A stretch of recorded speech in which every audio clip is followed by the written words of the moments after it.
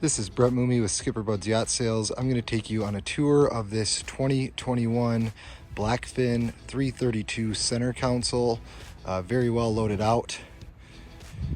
You'll note the stainless windlass anchor, power anchor. Has the tow eye under there as well. Foot pedal raised lower, and then helm switches for that windlass. Really clean lines with the white and the black boot stripe, black hull accents. Does have the HD Garmin dome radar. You'll note the spreader lights forward, spreader lights aft, and underside hardtop lights. This boat does have the underwater lights as well. Twin Mercury 400s in the matching white.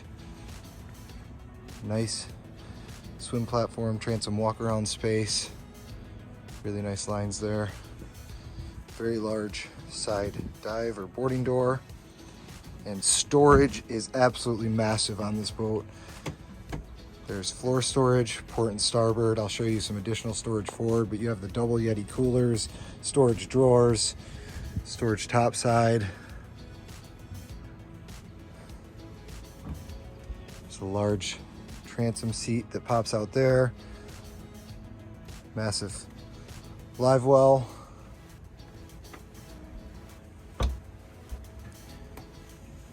Triple bolster seats, fold down armrest, and a standing bolster there. And this is on a power actuated forward back helm seat. There's only 121 hours currently on those 400 Mercuries.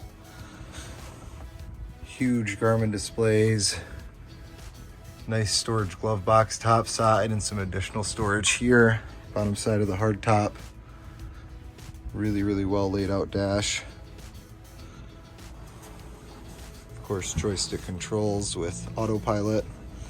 These two gunnel storages are absolutely massive. There's tons of gear that can be stored there, rods, everything else. I have photos uploaded of the entire head and berth area down below.